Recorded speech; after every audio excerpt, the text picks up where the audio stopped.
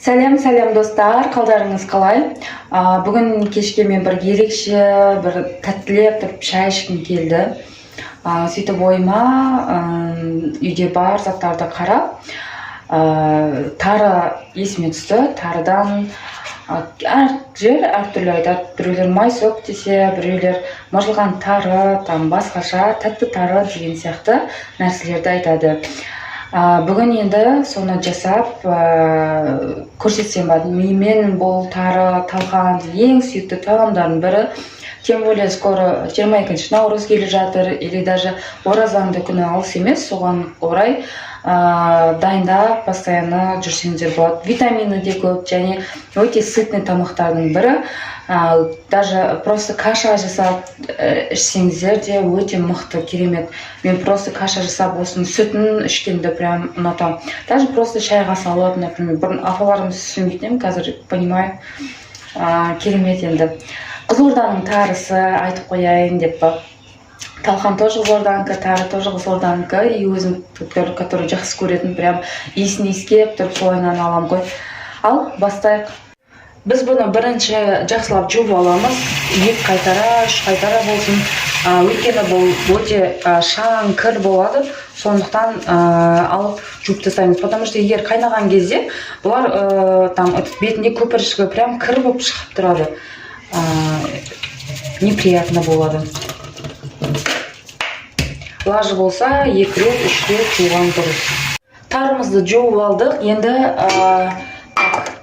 шәйнекке су ыстып, қайнаған суды, мазайтылман ағызып, қайнаған суды үстіне құйып боқтырамыз. Және мен сіздерге алдыңғыдай обещать еткен глиналарым, яғни 1 килограмм глина сыйлық жасайым деп едім. Соларды бүгін дайындадым. Яғни біз жерде бізде Туркестан белый и уйгурская, и бізде Ақтөбе, өте дәмді, маған ұнады, пыльный еще, и бәріңізге ұнайтын уральская глина. Маған шынымды айтсам, уральский глина өте қатты өтпеді. И менде бұл смес, яғни бұл жерде бізде көптеген глиналардың түрлері бар. Сливки бар, потом, по-моему, коричневый бар, и потом тағы да 1-2 глинаның, по-моему, түрлері бар. И және подарка осындай пыльный мел салып жіберем. Бұл өте дәмді, жұмсақ әрі сливочный и кішкене меловой вкустары бар. Құдай қаласа, ендігі эфирімізда уже мен определять етіп, яғни комментарийлар арасынан сразу уже победительді анықтап жіберетін боламын. Бәріңізге сәттілік. Мен кипятогым қайнады, енді қазір үстіне құямыз. Тарымыз батып тұрғанша, и потом крышкамен бетін жауып қоямыз. Фақат тұз, сондай салудың ештеңенің қажеті жоқ. Просто ыстық су құйып бұқтырамыз. Жақсылап бұғу керек, примерно 15-20 минутқа қойып қоямын, потом дәл түсіреміз. Біздің тарымыз суға бұғып, ісініп болды. Енді біз оны жаямыз. Яғни біз остаток ішінде қалған суларын жаңағы ситомен сүзіп алып тастадық. Енді осыны әдемілеп таза орамалға сүлгіге, яғни жаямыз. Ол до конца кебу керек, яғни. Примерно бұда где-то то же самое 40 минут, 50 минут күтеміз. До конца жақсылап су ішtetілсе, майы жақсы, май қосамыз ғой одан кейін. Сол кезде жақсы жабысып, бірігіп, дәмді болады. А егер суы кішкене қалып, ылғалдау болып тұратын болса тарымыз, ол кезде қантымыз да, майымыз да суы шығып, былжалап кетеді. Сондықтан асықпаған дұрыс. Қарап қоямыз, яғни өзі көрініп тұрады, уже кепкен кезде байқайтын боламыз. Бұл жақсылап жайып алдық, енді күтеміз. Біздің тарымыз кеуіп бітті. Оларды кішкене ортаға жинап, мына ыдысымыздың ішіне салатын боламыз.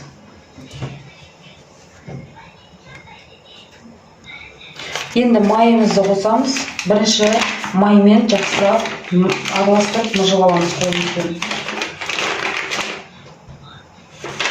Егер жетпесе, тағы да қосамыз, потому что өзіміз біліп тұрамыз, май жеткен жетпеген, бір-біріне былайынан қысқан кезде, маймен араласқан кезде бір-біріне жабысып тұру керек. Шашылып тұрмау керек. Азғантай ғана тұз себеміз. Осылайынан жақсылап тарыларымыз біріккенше араластырып аламыз. Егер майымыз аз болып жатқан жағдайда тағы май саламыз. Өте құнары күшті болады, майлы, тәтті және өте сытный тамақ. Біз жақсылап мұжып алдық. Қараңыздар, міне бір-біріне істеген кезде осылайынан бір-біріне жабыс қалу керек. Шашылып тұрмау керек. Енді біз қант қосамыз.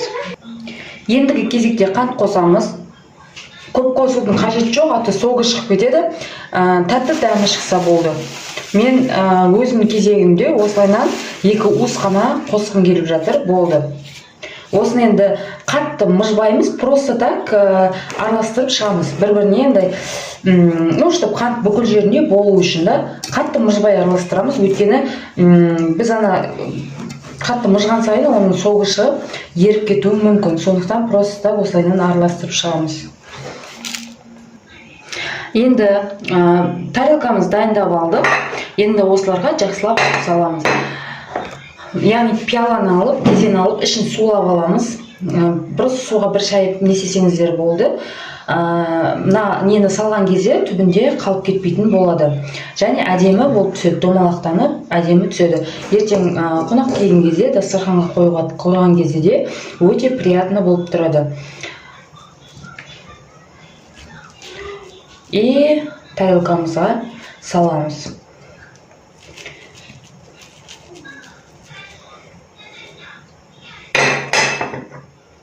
Мінекей, өте формасын сақтап, әдемі түсті.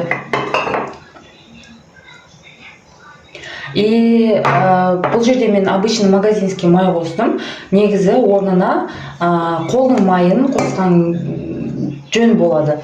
Дәмі и басқаша болады, и прямо вкус жағынан да, дәм жағынан да ерекшеленіп тұрады. Егер жақсы возможностьтарыңыз болса, или жақсы қадірлі қонақтар келетін болса, осыны істегілеріңіз келсе, лучше всего қолдың майын алып қосқан дұрыс. Бұл балдарға да ұнайды, үлкендерге де ұнайды. Керемет чай питьяға жақсы. Қараңыздар, әдемі түсті. Дәмін көрейік. Бисмиллахиррахманиррахим.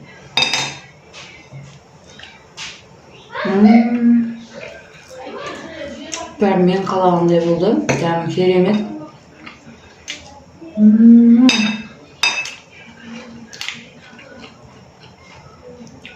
Түнгі лакмысты шадринский шаймен, қою қара шай, шадринский сүтпен. И өте құнарлы, майлы біздің тарымыз. Ас болсын.